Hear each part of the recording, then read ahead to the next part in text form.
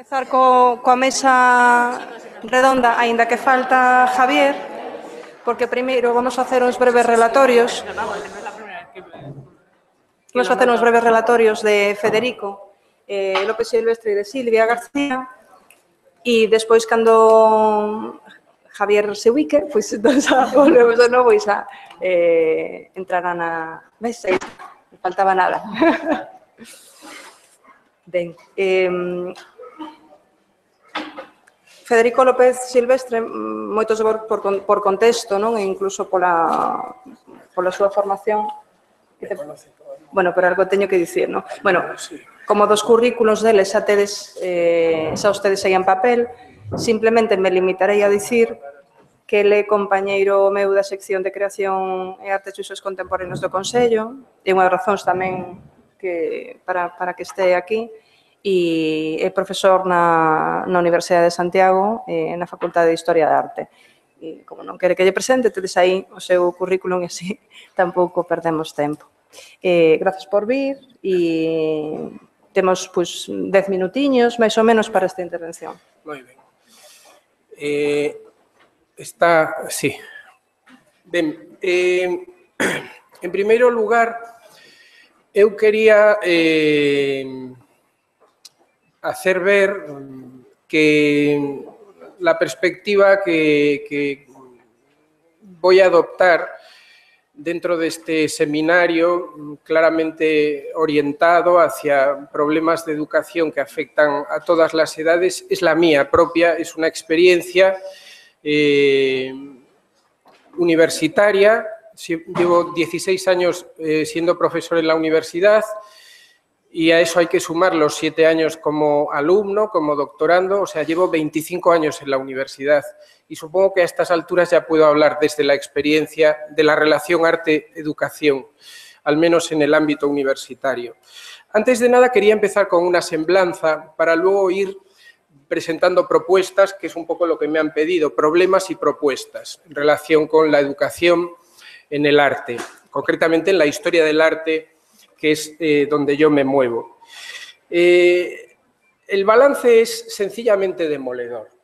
En general tendemos a usar estos seminarios como una especie de encuentro de alcohólicos anónimos, donde acabamos todos hablando de lo mal que está todo, y yo detesto eso. Pero, en todo caso, dejadme empezar por ahí, luego trataré de ser un poco más constructivo a medida que avance. Llevo 16 años dando clase. Empecé a dar clase en el curso 98-99, primero como becario, después en el 99 como profesor. En esos 16 años hemos vivido en mi universidad la friolera de 5 reformas universitarias el día en el que entre la LOMCE, si es que entra. Será la 5ª, en solo 16 años. Esto es un problema de partida gigantesco, porque implica que más o menos cada 2 o 3 años hay una reforma que desmantela o modifica en parte el sistema de estudios anterior. Y esto, claro, empieza a ser estructural. Voy a decirlo claro, se supone que se graban estas conferencias y que se difunden. La clase política no puede concebir la educación en los términos cortoplacistas que supone el sistema de 4 años por legislatura. La educación no funciona así. No puede ser que un sistema educativo dure menos que lo que dura una promoción en licenciarse o en graduarse. El segundo problema, en relación con estos 16 años como profesor, el cambio constante de planes, en relación con la semana pasada estaba en Sevilla hablando con otros compañeros de Salamanca, de Madrid, de Sevilla, Simón Marchán entre ellos. El balance era terrorífico. Ahora mismo está pasando una cosa en la universidad, en el arte, es que cada vez menos gente quiere ocupar cargos de responsabilidad. Aquí tenemos una heroína que lo ha hecho, porque realmente es agotador y sobre todo no sabes para qué va a servir. Tú llevas adelante una reforma, pero 4 años después se deroga. Entonces, todo ese esfuerzo no vale para nada. ¿Qué está pasando en la universidad? Que cada vez menos gente quiere ser director de departamento, decano de facultad, etcétera, etcétera. ¿Para qué serlo? Si al fin y al cabo no sirve para nada. Enseguida hay una reforma. La segunda reflexión obvia, porque estoy en el plano obvio que todos reconocemos, es el referido a cómo esas reformas han afectado el sistema de estudios en la universidad, concretamente en Historia del Arte, que es donde llevo estos 16 años.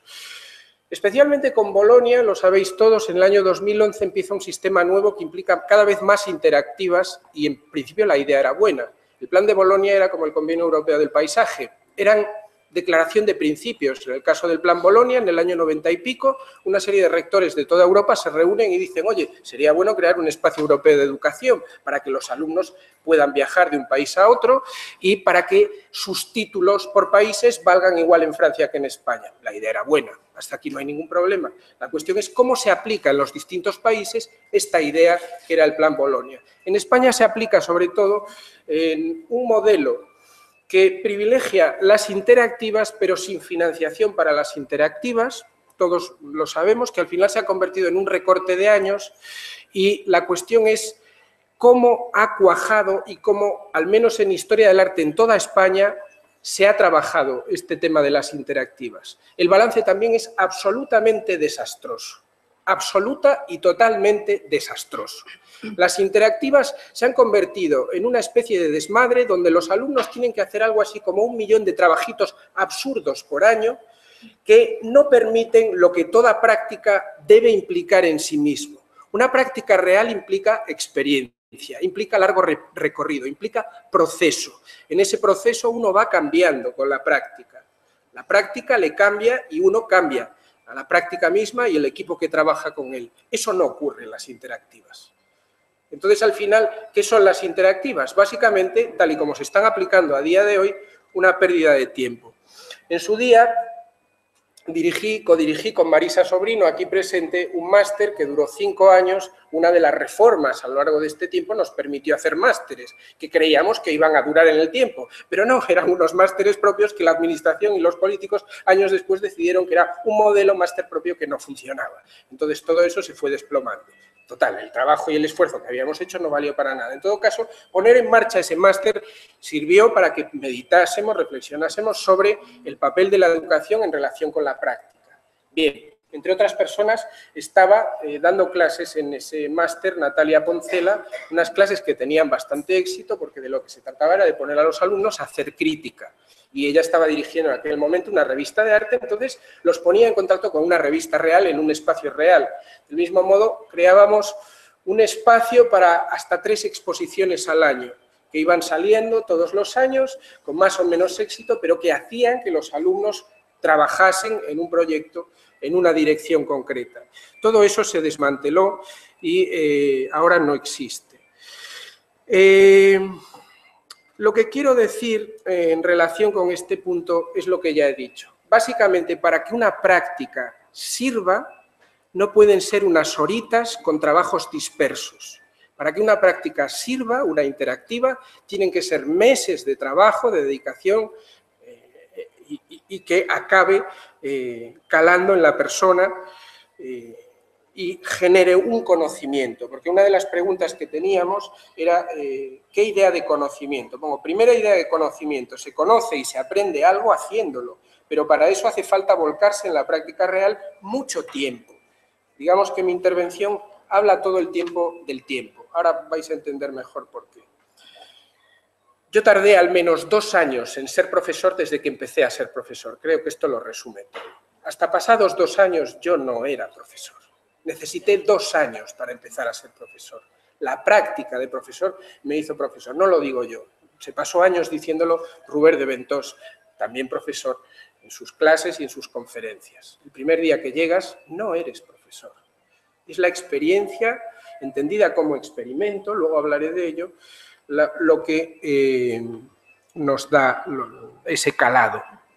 La tercera reflexión obvia en relación con ese desmadre de 5 planes distintos en solo 16 años, tiene que ver con el nivel del alumnado. No quiero que se malinterprete lo del nivel del alumnado porque no voy por ahí. No estoy hablando de excelencia, no estoy hablando de esta cuestión. Es un tema del que me cuesta hablar Para empezar, porque muchos de los que tengo delante fueron alumnos míos. Es un tema del que me cuesta hablar, pero del que hay que hablar, así de claro. Pero falamos brevemente. Sí, brevemente. Perdón, es que traje una especie de conferencia aquí que no... Pero despois podemos sacar máis cousas na mesa de debate. Bien, bien. Pero podes seguir co alumnado. Sí, No te quería contar yo voy a seguir esto y luego lo dejo lo demás para... Lo más interesante lo dejo para más tarde.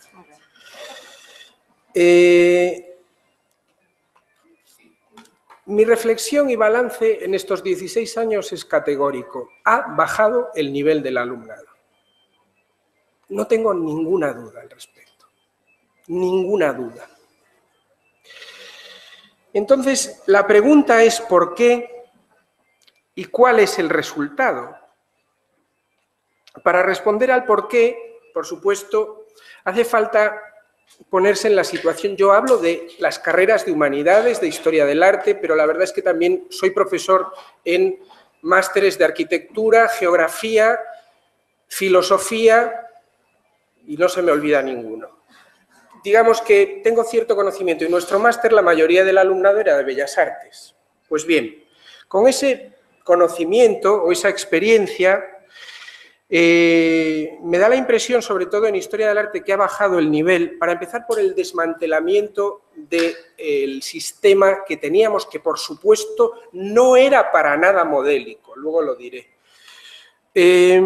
Antes las carreras duraban 5 años, tenían bastantes asignaturas teóricas fundamentales. Ahora, cuando se reduzcan las carreras a 3 años, todavía va a haber menos teoría y bastantes asignaturas históricas. Ambas son importantes. Se suele malinterpretar la palabra historia. La palabra historia no es sinónimo de tradición. La historia es sencillamente un campo de juego, a partir del cual negociar y lidiar.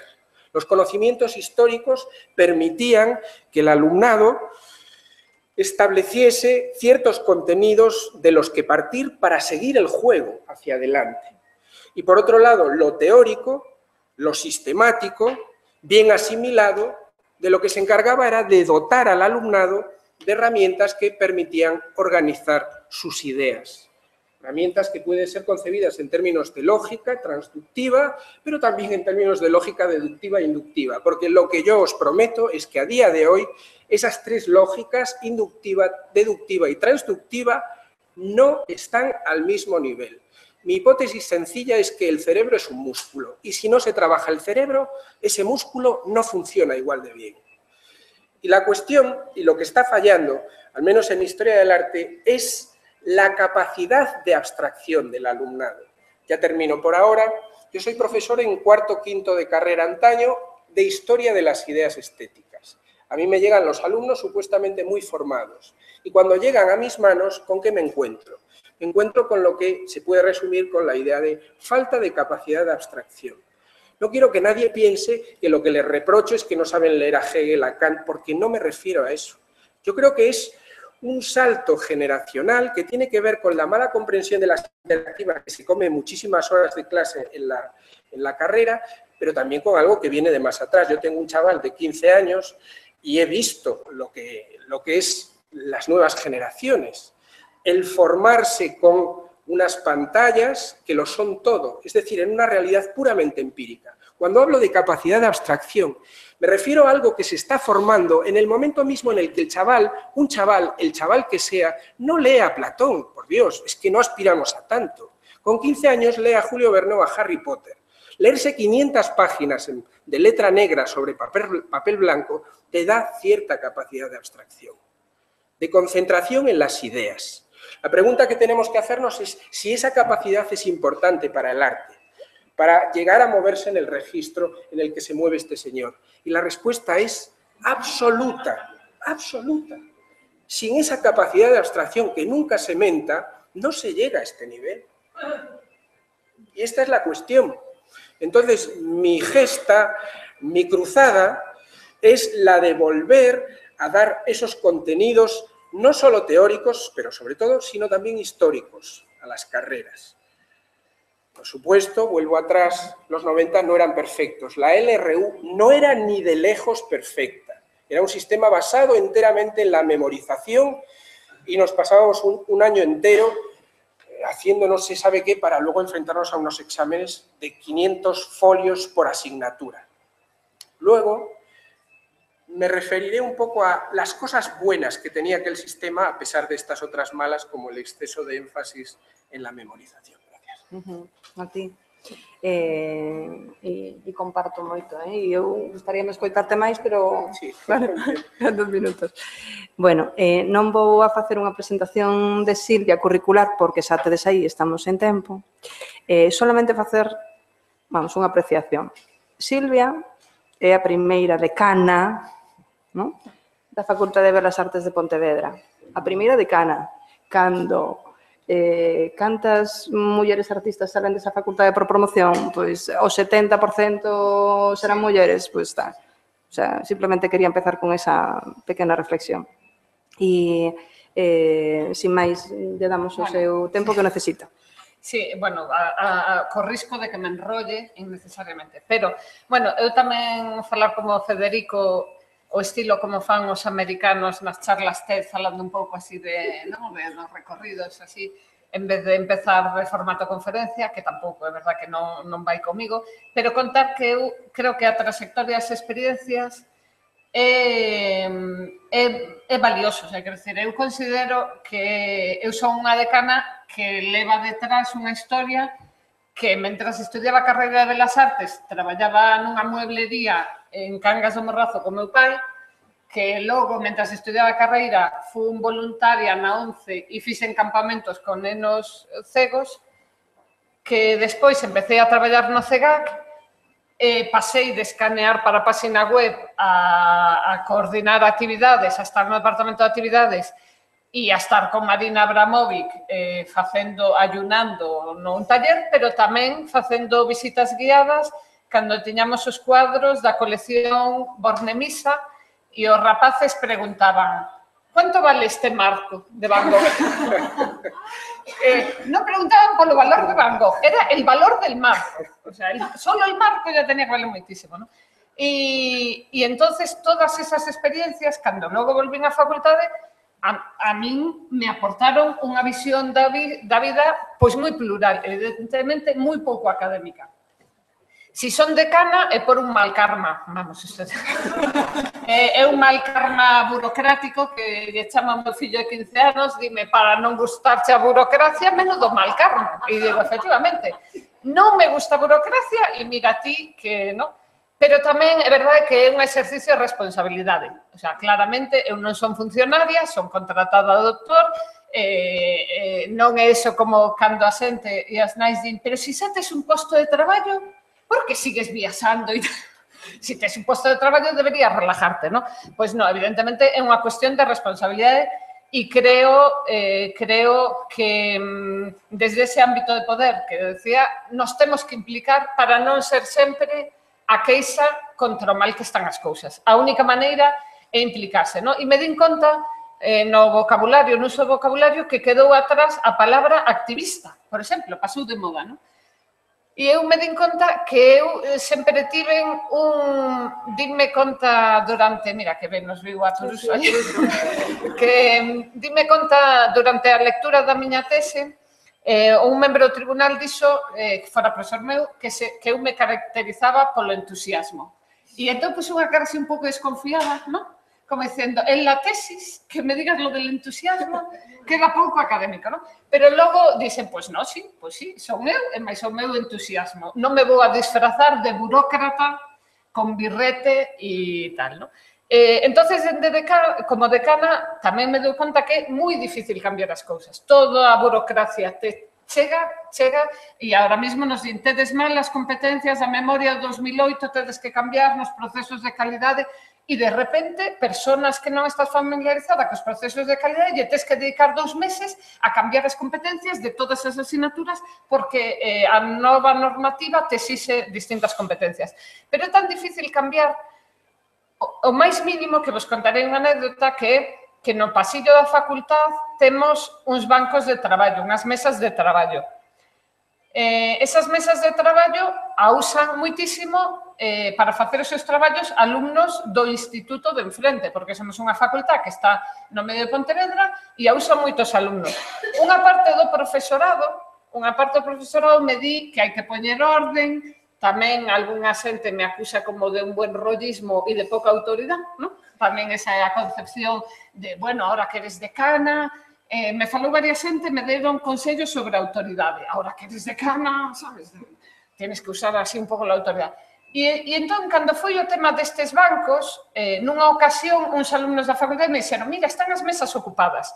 Fun asunto aos alumnos e lle dixen, mira, estas mesas teñen preferencia aos alumnos da universidade e se quitaron sin problemas. O noso problema da facultade ahora mismo é que está completamente baleira. É dicir, xa non é os alumnos, o sea, está vacía, e os alumnos ya non hacen prácticas manuales de técnicas tal, é que os alumnos o 75-80% do tempo están co portátil en casa, llegas a la facultad, imprimes el trabajo y entregas, ¿no? Hai profesores que levamos asunto de facultade a pregunta por que está baleira a facultad, por que non se usan os talleres, ni con las hojas de firmas, ni sin las hojas de firmas, ni nada. Hai moi pouco hábito de ir ao taller a pasar horas. É verdade que os alumnos me explican que un vive en Gondomar, outro vive en Bayona, e se poden ir 3 días a la facultad, pois é un grave problema. Por lo tanto, eu falei do ben común e lle fixe ver a xente que se temos unha facultad baleira, os bancos e as mesas dos pasillos, pois que los use, en este caso, el alumno de secundaria. Pois é cambiar un pouco a perspectiva, porque vedes, neste caso, a mí me exixían unha autoridade que estivera de vigilancia echando a los alumnos do instituto e logo lle fixen ver que como non o usamos nós, pois polo menos os pasillos, que non van a robar nada, ni van a non sei, fumar los baños, non sei que, pois non pasa nada por deixar, non?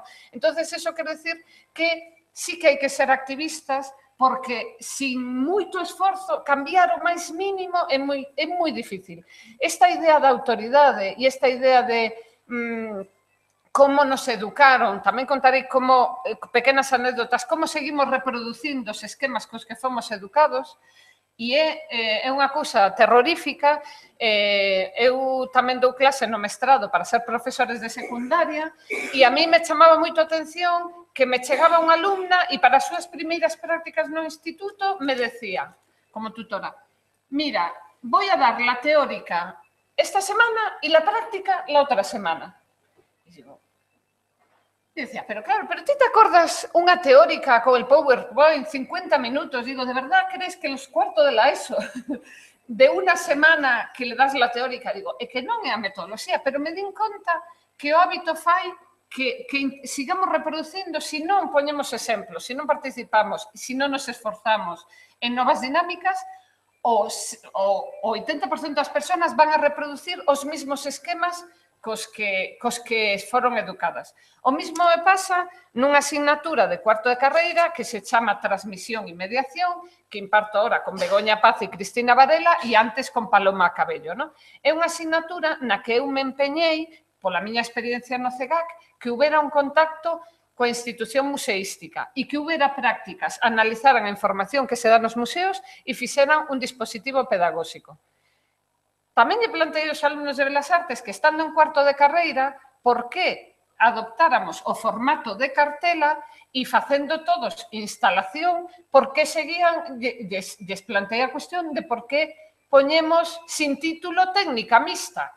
De verdad pensades que alguén entra nun espacio expositivo, ve unhas cousas colgando e va a acercarse a la cartela e pone sin título técnica mixta? A ver, hai moitas cousas que cambiar. Esa a primeira. Ti como artista te tes non só que ocupar da parte de producción, e xa se ocuparán outros profesionais. Tamén teño que decir que a miña sorpresa é que eu son unha individua que pensa dunha maneira. No Museo de Pontevedra me dixeron outro día que unha compañeira da facultade que expuña ali unha obra, cando lle ofreceron participar en procesos de mediación, dixo que iso era cousa deles como profesionales.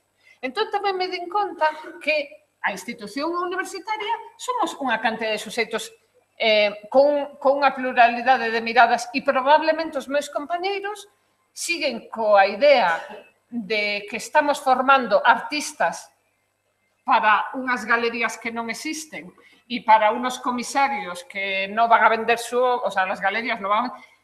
E iso, mellor o pensa o 70% da facultade e eu como decana non vou a mudar esa bagaxe, digamos. Se sigue formando na facultade con esa utopía de que al 0,1% lo van a encumbrar como artista en art base, ¿no? Unha parte do profesorado porque está en contra de ter presente a empleabilidade e outra parte do profesorado por outras cuestións, pero que tamén teñe moito que ver como a túa propia bagaxe e se ti foches artista de galería, estás inconscientemente loitando porque perviva eso, ¿no?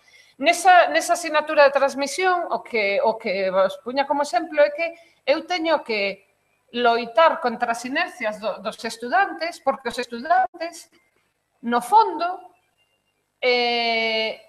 fomos todos obedientes con un sistema que es examen nota y quiero sacar el título. Muchos alumnos me din eso. Me din, mira, es que me caes muy bien, eres muy maja, dices cosas muy interesantes, pero es que estamos en cuarto de carrera, estamos acabando el cuatrimestre y yo quiero el título. Y quieres que vayamos al museo, que trabajemos colaborativamente, hagamos cosas en grupo. Y me están diciendo que es que casi prefieren el examen teórico. ¿Entiendes? Que el examen teórico te lo chapas 2 días antes y ya te organizas el tiempo. Si te gusta el surf, haces surf y si estás con tu novia, estás con tu novia. Entonces, eu teño que falar das competencias de Bolonia para conseguir que fagan un traballo en grupo. E lles falo da competencia de aprender a aprender, a competencia de comunicación do proxecto, a competencia da autonomía no teu proxecto, todo eso para convencelos de que fagamos un traballo en equipo. E ao final, o que vai aflorando ali é precisamente como fomos educados. Cando lles digo, vades ao Museo de Pontevedra, vamos a analizar a información que se lle dá ao público, queredes escolledes un artista ou algo sobre o que traballar e crear un dispositivo que axude a comprensión da arte dende o punto de vista de alguén de Belas Artes que traballa máis co proceso e non tanto dende a historia da arte, que é o que habitualmente se traballa nos museos. Cando me dicen, vale, pois sí, pues lo vamos a intentar. E que queréis? E entonces eles van traballando en mesas e eu me vou acercando ás mesas e me van contando que traballan, non? Facemos en clase nos seminarios. Cando lles digo, entón vais a traballar sobre Castelao. Sí. E entón, como queredes? Que queredes que os rapaces que pensades que é importante de Castelao, que afortunadamente ten distintas facetas e traballaba en distintos soportes, pois me decían, a primeira idea, que iso se repetiu durante polo menos 3 anos, unha das ideas era hacemos un juego de cartas e que se aprenda Castelao, Rianxo, 1886. E dixo, joder, ¿no? Digo, estamos en cuarto de carreira de Belas Artes e digo, de verdad pensades que alguén necesita saber que con que nos quedemos que Castelao, Rianxo? Digo, pois está reproducindo o mismo que aprendestes, que son fechas e nombres. Desafortunadamente, nos institutos hai un 1%, 2% de profesores traballando con proxectos e profesoras de literatura galega facendo chapar os alumnos títulos de Cabanillas e títulos, eso pasa, vamos, mo contaron a semana pasada, o examen de literatura galega. Xa non era que era, digo, si todavía estamos nun ámbito educativo donde un profesor, para que súa asignatura non sea María, dice, os vais a chapar todos os títulos de tal escritor, hai moito que cambiar, ¿no? Porque o meu diagnóstico tamén é, non só na universidade, o meu diagnóstico é que se vais a unha librería, vades a ver unha nueva estantería de libros rosas que non había en mi época, os lo juro, non existían los libros de purpurina rosa que ponen mi maletín de moda, mis princesas no sé qué. Creo que era editorial, non sei, unha editorial especializada en dibuxos, sacou garabatos e dibujos para niñas. Para niñas, que, o sea, era así, sí. O sea, xa están divididos. Os garabatos e dibuxos, vos imaginades isto hai 30 anos? Que tamén hubo movimentos para par e hubo movimentos que traballaron con os conceptos que ahora se esqueceron totalmente. Pero para min é que están ganando los malos. O sea, que, de verdade, que non nos damos conta, non nos damos conta hasta que punto los libros rosas, la nueva moda de colorear mandalas está colonizando aparte de libros de arte, e, bueno, tamén para chegarnos, eso, decir que eu creo que sí que nos fai falta este activismo e tamén esa actitude activa, porque tamén vos direi que eu teño claro que moitos estudantes dinme que les veñen para sacar o título, ¿no? E que xa teñen moitas outras cousas e que veñen a sacar o título. E isto é un problema, claro, lógicamente social e familiar, porque lle dixeron que co título se van a presentar unhas oposicións e van a ter un posto de traballo. Entonces, evidentemente, algo fallou, porque sabemos que non é certo. E porque se van a levar un batacazo, ¿no? Y ti ves alumnos que te están discutiendo el 6,7 o el 6,8 y claro, hay personas que te transmiten, yo soy de sobresaliente. Yo soy de sobresaliente significa que en primaria saco sobresaliente, en secundaria saco sobresaliente, en su familia le dijeron, mi niña, que estupenda, que saca sobresaliente, y al acabar su carrera de sobresalientes de la facultad no le esperan nada, ningún premio social, ni como querer el puesto de trabajo, el chalé e todo eso, ¿no? Bueno, unha última cuestión acerca tamén do empoderamento femenino. Tamén decir que hai cuestións moi difíciles de transmitir e a min, por exemplo, na maneira en como comunican algunhas alumnas, me din conta, tamén polo a miña propia decisión de ser decana, porque eu tiña que ir dicindo que si asumo ser decana non é para ir a saraos e comprarme modelitos e estar en inauguracións, ¿no? Porque, como a moitas outras persoas, esa é a parte que menos nos gusta. Todos queremos estar lendo poesía en casa e non participando en saraos. Pero teño que decir que estou moi cabreada en como se transmitiu unha cuestión en que, cando lle digo ás alumnas en cuarto, lle fago enquisas, que queres facer co teu futuro, e a maneira de comunicar é a seguinte. Bueno, yo no sé, bueno, buscar algo, o ya veremos. Hai sempre esa cousa como de unha humildade de non facer daño e tal e cual. E para min ten que ser educativo. Hai outros rapaces, teñan mellores notas ou non, que din, hago isto, hago cómic ou hago manga e quero seguir haciendo cómic e manga. E os rapaces actualmente aprenden japonés, aprenden manga, teñen a súa disposición tutoriales. O meu fillo de 13 anos aprendeu o programa, cando tiña 13 anos, o programa profesional de Final Cut para montar vídeo e o aprendeu autónomamente. E entonces eso é algo que temos que ter en conta, que poden aprender cantidade de cousas autónomamente. Unha vez fun a un taller, a dar un taller de cómica a un colegio, porque non o iban a pagar e era a única persona que conocía que o iba a facer gratis, era eu misma, e me fun a un cole, e un neno me falou de pigmentos medievales con 8 anos, non? E claro, eu, cando decimos que a xente ten menos nivel, tamén digo, hai enormes excepcións, non vos podedes imaginar aqueles nenos que xa foron a museos, xa foron a talleres, lle encanta, le regalaron libros de egipcios ou de dinosaurios ou de historia del arte desde os 7 anos e saben moitísimas cousas. Entonces, evidentemente, nos temos que adaptar a esas novas realidades, pero tamén, o que vos decía, como non seamos claramente activistas, como non entendamos, por exemplo, no caso das mulleres, que ser boas profesionais, porque o que eu me refería ao problema educativo, e acabo xa, é que as mulleres se nos educou con algunhas con esa idea de que, bueno, vai facendo as cousas pouco a pouco, pero sen chamar a atención e tal. E entonces hai que contraeducar para que unha rapaza diga quero facer manga, quero debuxar cómic e isto é o que vou a facer. E non pedir permiso por si algo sale, porque por eso digo que as mulleres non é só que haxa un teito de cristal, é que nos inhibimos porque non nos compensa a exposición pública. Está clarísimo e con moita xente en determinados momentos da vida, cando había un posto de dirección en tal sitio, de museos e salía, as mulleres do mismo nivel dos que se presentaban non lle compensaba, porque ou temos os fillos tardes ou non queremos estar sobreexpostos. Entonces, hai que cambiar algo para que todas esas alumnas non é só o propio sistema o que non permite o que claramente se este promovendo un tipo de un perfil de artista, etcétera, sino que eu veo que nos falta arranque, que ese activismo todavía temos que reivindicalo como algo presente. E o último é que nos falta un espacio, que eu falaba con Cristina Trigo, justamente interdisciplinar e transdisciplinar. Unha persona de las artes que acaba a carreira e está coa tese de doutorado, non está en contacto con alguén de Historia de Arte, con alguén de Educación, porque justamente a universidade es tú con tu grupo de investigación, yo con mi carrera de tal, yo con mi doctorado e tal. Entón, o hai que crear a parte, non? Acordéme tamén de Santiago Cirujeda de como traballou cos alumnos na Facultade de Málaga para facer un espacio con trincheras, non? E eu os meus alumnos, eso cando recordaba, eu tiña moi claro que non quería traballar na mueblería do meu pai, e entonces facía todo o posible para escapar, pero tamén me parece que perdemos esa idea de que somos suxeitos que temos un traballo físico. Non temos que estar sempre chorando porque non hai cartos desde a institución. Para min, como decana nunha facultade sin cartos, é super triste chegar a un lugar onde non hai dinero de investigación, non hai dinero.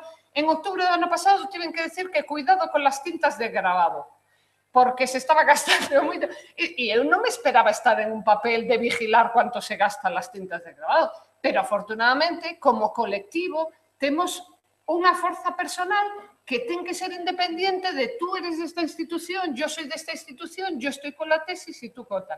E ese espacio temos que buscar unha maneira de conformar ese espacio de intercambio porque vemos que é xa urgente e necesario. E así. Vou acelerar. Non, sinto, pasa que ao final é pouco tempo, non? O que temos. Enlazando un pouco co que comentastedes nas intervencións e agora vos dos que sinalastedes, non?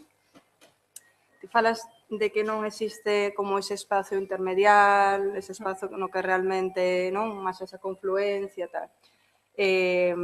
Falase do encorsetamento das institucións, non?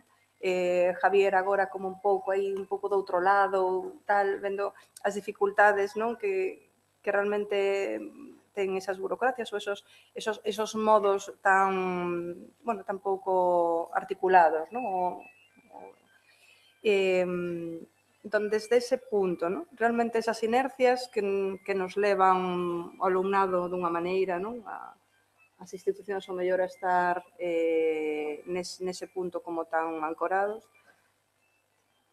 O sea, vos como vedes que se poden facer esas interseccións? O sea, ti comentas, non hai un espacio, vale? Ese espacio de onde ten que salir, de onde ten que salir esas propuestas? Vosotros tenéis modelos que realmente funcionan en espacios donde de la universidad, de la ciudadanía, o sea, ¿hay algún modelo que funcione? Bueno, sí, el origen de Transductores fue aula abierta, duró 5 años. Es un proceso autogestionado de alumnos, hecho con Santiago Cirujeda, pero afortunadamente mataron al padre o al padrino, porque era lo que tocaba además, y se involucraron en procesos de barrio y trabajaron procesos en los que a partir de créditos de libre elección, porque era lo que en ese momento era incipiente, era el pre-Bolonia, ellos supieron de alguna forma hackear ese sistema, ¿no? Convencían a profesorados, firmaban todos juntos, hacían currículum colectivo y a partir de ahí hicieron procesos como, yo qué sé, la televisión, la Zona Chana, que fue un proyecto de televisión experimental con el barrio de La Chana donde vivían los alumnos y se pudo vincular a partir de asignaturas de libre elección, incluso más allá de los alumnos de Bellas Artes, que era lo interesante, alumnos de comunicación, de educación social, de arquitectura. Aula abierta duró 5 años, con sus pros y sus contras. Y lo que tuvieron muy claro en cada momento es que todas las asignaturas se firmaban con profesorado que era afín, porque entendían que se estaba experimentando de otra forma y era práctico. O sea, no estaban, bueno, yo colaboré y Transductores, hay una parte que nace de esa especie de cohesión entre aula abierta, sobre todo con Antonio Collados, que de hecho ha terminado la Facultad de Bellas Artes como profesor, y en mi caso Javier Rodrigo, que venía más de Barcelona y de otros contextos. Es una experiencia pequeña, pero que demuestra que puede haber como otras formas si somos capaces de vincular y somos un poco capaces de pensar otro tipo de pensamiento. Y aula abierta sale de que los mismos alumnos en el 2000, creo que es 2004-2005, simplemente se juntan y deciden que el currículum que está ofreciendo la academia no responde a sus expectativas profesionales y a las problemáticas que se están encontrando en lo que es el contexto social y la cultura en Granada. Perdona, y para poder... Bueno, es un ejemplo muy pequeño. Pero para poder caminar, ¿no? Y decidieron dialogar con las instituciones. Sí, sí, o sea, es necesario dialogar. Sí, pero la hackearon, o sea, lo que no negaron era la institución, sino que desde dentro la hackearon. Hackearon en el sentido de, es que yo parto de la premisa de que todos somos institución, no creo que haya una cosa fuera de institución, incluso un centro social Ocupa es una institución, ¿eh? Quiero decir, es un conjunto de organización de personas en un espacio y que tiene unos modos de relacionarse. Yo creo que lo interesante es cuando puedes encontrar ese tipo de de brechas o de sistemas que permiten. Incluso hicieron una cosa que era interesante, es que no negaron la figura del profesor. O sea, tenían profesores profesionales y otros actores y generan como coaliciones, ¿no? En ese sentido, de qué profes nos pueden apoyar, pues estos son los que firman los cursos de créditos de libre elección. Pero llegaban a acuerdos de que ellos diseñaban qué cursos eran y el por qué. Y ese tipo de coalición, de estar todos a una, me parece bastante interesante, porque en el fondo estaban reconociendo todos que estaban en el mismo barco. Yo creo que aquí Baleiro é un modelo que se fixo desde a universidade tamén. Sí, non sei se Daniel, que está aí ao fondo, si queres aportar algo, si te apetece, e se queres, vamos, aproveitando que se te nomea. Perdón, Andrea. No, sí, Hai que ter en conta que Baleiro se está empezando como a mitificar, non? Casi, e claro, temos que ter en conta que Baleiro ahora mismo é unha especie de zombie, non? Non existe nin como espazo e como equipo humano coordinado ten moitas feblezas. Nos como non o inauguramos, nin fixemos unha apertura oficial, tampouco o queremos pechar, pero isto nos pasou tamén cando fomos invitados ao CEGAC fai un par de meses, como que había como esa conciencia de que Baleiro era un modelo e eu decía ali, mira, Baleiro se sirve como modelo e como modelo disfuncional, o sea, é unha cousa que non debería ter ocurrido na maneira en que ocurriu, serviu para nós aprender moitas cousas que non deben suceder. A nivel de relación institucional, en canto a un espazo cedido, que era o que tiñamos desde a facultade, ese proceso de cesión foi totalmente oscuro, pouco transparente, solo por unha relación personal de casualidade de que houve un vicerreitor de cultura que coñecía, non sei quen. Quero dicir, en que se utilice como referencia ou como modelo. Pero non se está falando de No, eso, por ni un mitificar, exemplo eu creo que mitificar, ¿no? No, pero yo entiendo Pero por é dónde curioso va. porque está ben, porque nos sirve para entender como moitas veces se valorizan as cousas, non? Pero, bueno, disculpa, é Daniel, útil porque- Daniel, precisamente, falas diso e dese encontro que houve no CEGAC, non? Hai uns Sí, meses, sí. porque parece que a institución que organizou, nese caso, esas mesas, entendeu que do que rodeaba había que falar de Baleiro, pero Baleiro, o sea, hai outras cousas das que se pode falar. Claro, o importante era que non se deron conta, e aí Horacio meteu o seu comentario, e que levaba 2 anos prácticamente inactivo. Claro, claro. 2 anos. Entón, a institución claramente se denunciaba a sí mesma, non? Algo que como unha parainstitución zombie. Eu estou totalmente de acordo con Javier que todos somos institucións, pero tampouco entenderon, creo que desde ese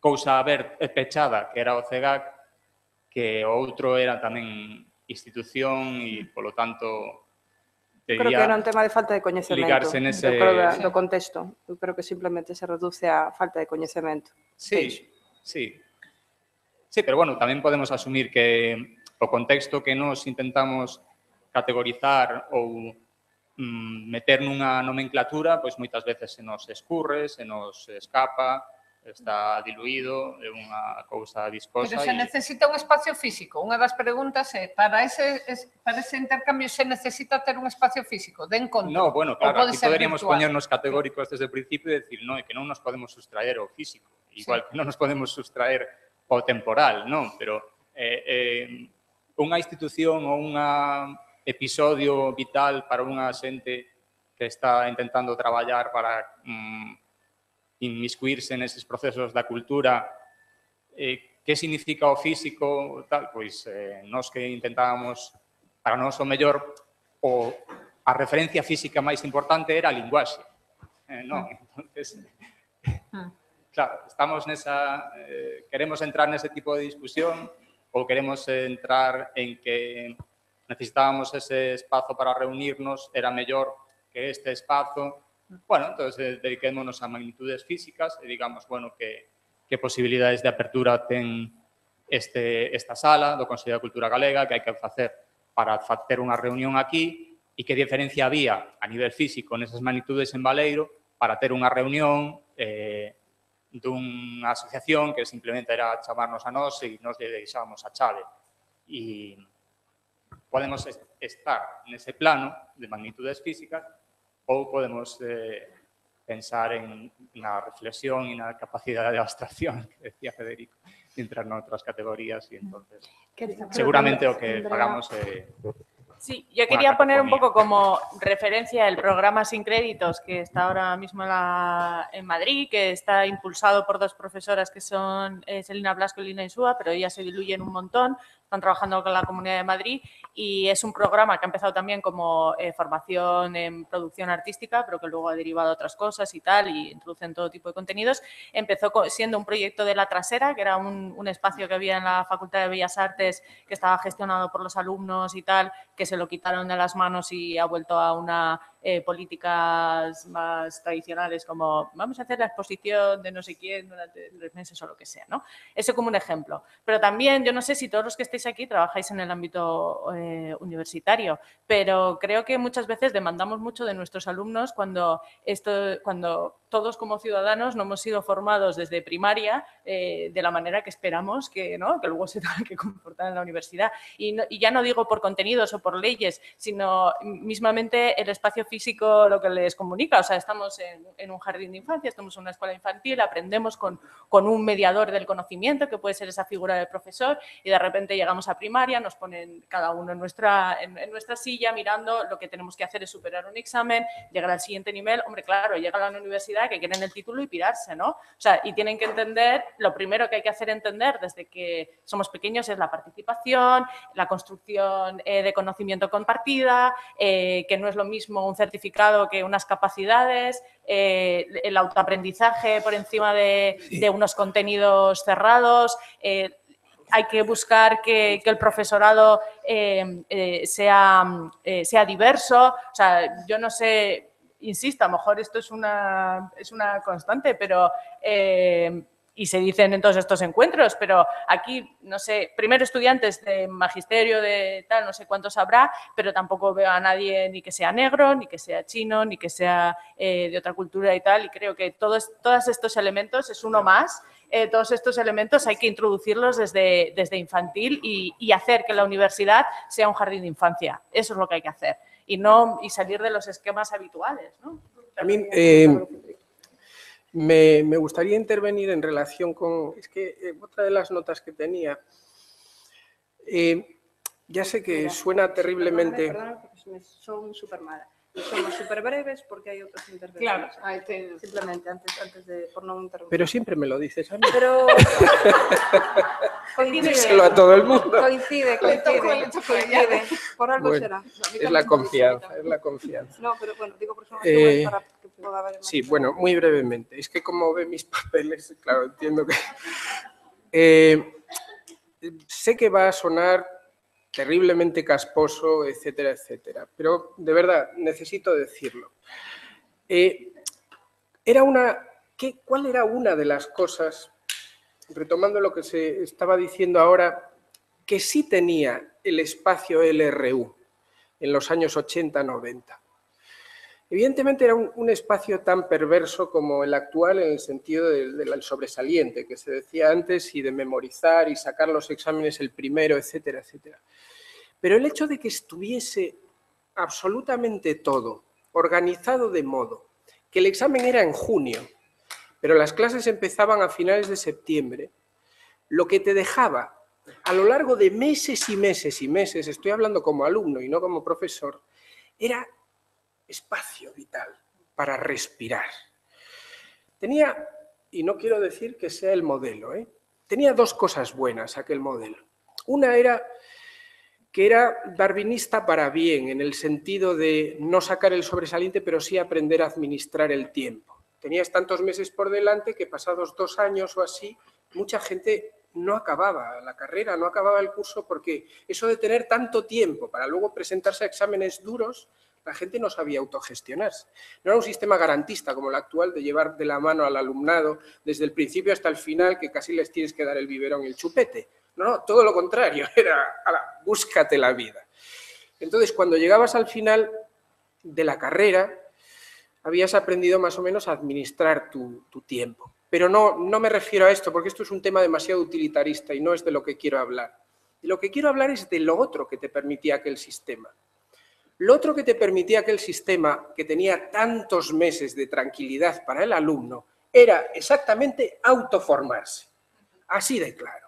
Había muchos tipos de estudiantes, todos salíamos de fiesta, muchos solo salían de fiesta y otros, aparte de salir de fiesta, teníamos tanto tiempo que leíamos y hacíamos tertulias y hacíamos reuniones de lo más absurda, de lo más romántico, lo que queráis. ¿Eso qué permitía? Que es a lo que voy. Que uno, poco a poco, porque tenía ese espacio que es el tiempo, y el tiempo es la clave de todo, se autoformarse. Autoformarse no es solo recibir pasivamente una lección, sino ir eligiendo tú aquello que quieres leer, ir dirigiendo tus pasos en una dirección concreta. Como profesor a día de hoy, ¿qué extraigo de ahí? Que también la autoformación sigue siendo la clave, en mi plano es teórico. Yo suelo insistir en el diálogo, lo hacía Gadamer, el diálogo, la pregunta que sale del alumno. La pregunta que sale del alumno es la que tiene que dirigir la clase, porque eso es lo que se le va a quedar aquí. Si tú respondes a esa pregunta que ha salido de él, se le va a quedar aquí para los restos, porque él activamente ha hecho esa pregunta.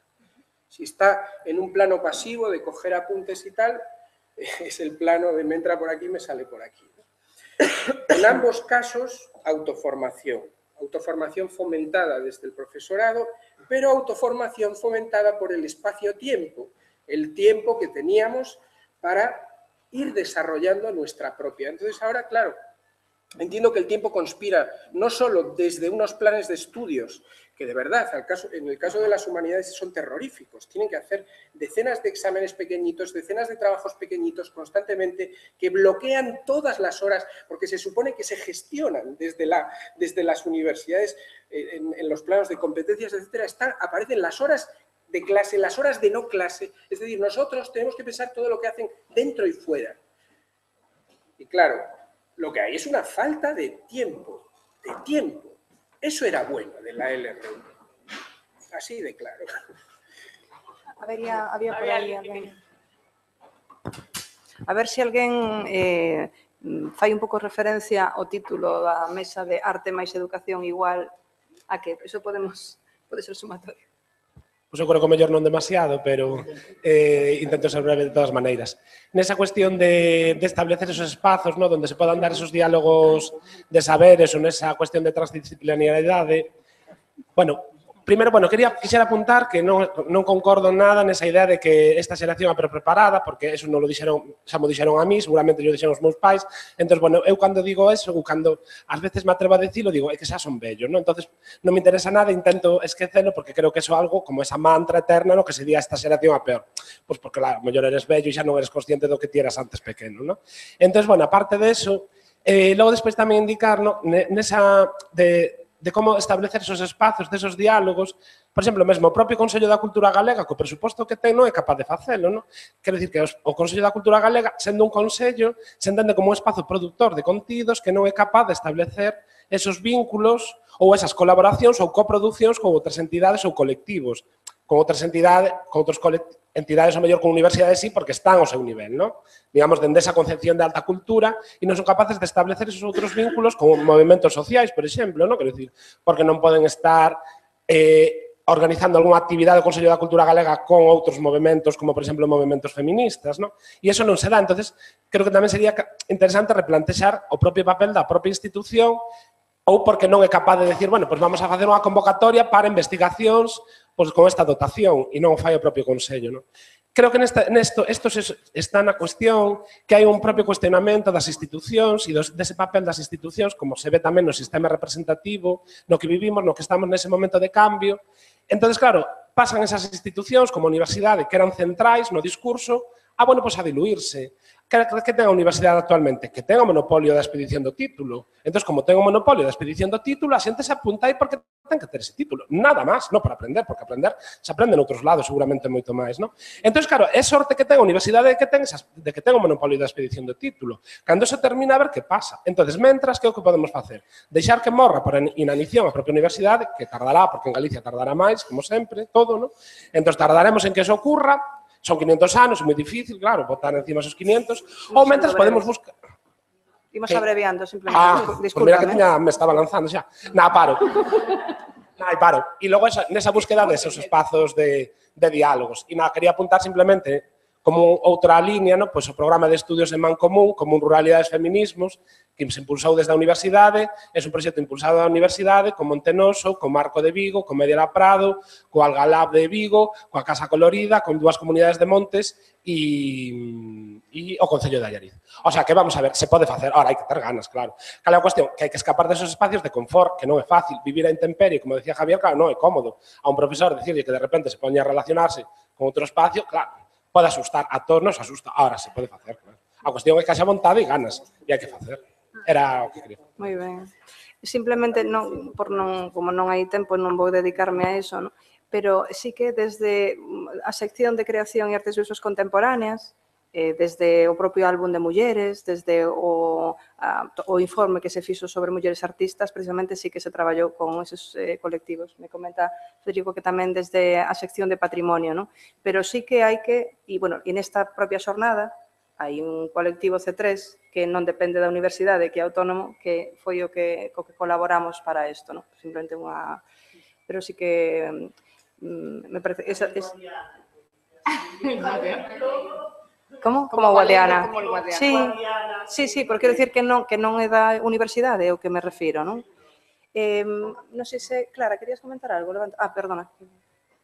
Se queres comentar... Eu solo decir que, aproveitando o que acabo de decir, tamén é verdade que antes o comentamos cando salíamos, que sempre temos un punto de vista moi urbanita. O sea, é verdade que non falamos, por exemplo, no caso de Galicia, non falamos de todo o que ocorre nos povos, que realmente sigue sendo unha cultura de resistencia. Quero dicir, se nas cidades non hai financiamento, pois nun pobo, vamos, ás veces o que se gasta é as orquestas, o famoso en Galicia de la Orquesta Panorama, que é curioso, hasta ese sistema falla, pero das comisións de festas, por un intercambio, por unha evolución xeracional, xa non funciona así. Pero é verdade que nos povos, eu fixen esa reflexión porque vivo nun pobo a 10 minutos de Santiago, que é Brión, e en Brión moita xente me decía: pero se aí vive Víctor Freixanes, e vive Beiras, e vive unha chea xente interesante, digo, pero todos somos de ciudad dormitorio, vamos ao pobo a dormir e cada un vai a traballar fora do pobo e non existen esas dinámicas de intercambio. Existen, afortunadamente, entre os adolescentes. Entre os adolescentes fan un grupo de rock, fan un festival, pero é verdade que nós nunca pensamos tamén, como pasa, a veces, como nos pasa un pouco, tomamos o modelo de Barcelona e cando saíamos antes decíamos, joder, es que claro, el modelo de Barcelona, volvemos a esta cultura da queixa de aquí non tenemos nada que facer e penso, carai, teremos que repensar tamén participar do territorio e pensar, quizás non hai tanto, pero hai barrios que non reciben, que non teñen, claro que os hai, en Vigo, en Coruña e en Ferrol, pero tamén temos que pensar que hai un terreno extensísimo en Galicia desaproveitado e, claro, eu con ironía decía na Facultade de Belas Artes, cando empecé a dar clase, tamén comentei, non podes esperar que Fraga e Iberne entenda intervenciones en la naturaleza. Colles a leira da túa avoa e faz algo. O sea, non vamos a esperar a que saque unha convocatoria ao goberno de arte e naturaleza. Pois tamén é verdad que estamos non falando de algo que é un espacio tremendamente potente, cantidade de espacios abandonados e todas esas casas que se foron abandonando e escolas unitarias que están pechadas. O sea, temos algo que remover tamén aí, do que non se fala, que é todo o que non é cidade, que parece que temos, igual que o eurocentrismo, temos o rollo de todo o sur de nas cidades, todas estas dinámicas. Non, é verdade que nos povos había xa unha xestión do ben común e unha xestión económica dos eucaliptos do monte, pero que se o repensamos teríamos moito que facer aí, en contacto con outras xeracións, non? Y además hay dinero, o sea, solamente quería esto, ya que pones tú las ganas, yo solamente quería hacer hincapié en que no solamente tenemos que esperar a que sean las instituciones públicas, porque si esperamos y esperamos es lo más deseable, pero no siempre, yo lo siento mucho, pero es así, no siempre va a llegar ese dinero. Entonces, sí que hay fundaciones privadas que soportan proyectos de este tipo y que están interesados en proyectos de este tipo. Y que entonces, si hay ganas, se puede. O sea, hay que buscar el dinero para hacerlo. Pero hay que hacer dos caminos. Porque en el caso de Barcelona, y lo hablábamos antes, ya no es solamente que la institución pública quiera hacer los cambios, es que la ciudadanía los demanda. Y si la ciudadanía no demanda cambios, no vamos a hacer nada. Y eso solamente se va a conseguir si cambiamos la educación, si hacemos que la ciudadanía sea distinta y demande cosas nuevas. Perdón. Bueno, si vos... querías... Pues un momento, un micro. E sería a última, se vos parece, porque despois ás 4:30 temos que incorporarnos de novo. Espera, por favor, Clara, porque... Perdón, iba un pouco na línea esta, non? Está moi ben o de ir á finca da túa avoa e facer cousas na natureza, genial, creo que hai un momento para todo, non? E que todos o temos feito, pero creo que non podemos olvidar que se fan moitísimas cousas así en Galicia, xa se fixeron a pequena escala, a grande escala, a mediana escala, a un montón de escalas que evidentemente non están recollidas ou prácticamente recollidas en ningún sitio, e que estamos falando de unha profesión pola que estamos traballando, entonces creo que teríamos que ir máis na línea de ser institución e hackear a institución, dame igual que sexa pública ou privada, e exigir que esos cartos que son de todos se empleen, porque demanda tamén hai. ¿No? Entonces, xa está ben de que sigamos mantendo a élite e que traballemos un pouco máis nese hackeo, simplemente iso. Que está na liña que comentaba na intervención de Javier, do que están a facer visibilizando esos proxectos, non? Que teñen que ver con e que xa eran, esos meses de 100, non sei que número dixeches. 110, así. Bueno. Pois, se vos parece, seguimos falando pola tarde, ás 4:25. Bueno, son insistente co tema porque xa sabedes que senón o tempo... Vale, moitas gracias. Simplemente lembrarvos que a intervención está aberta aí para o que consideredes.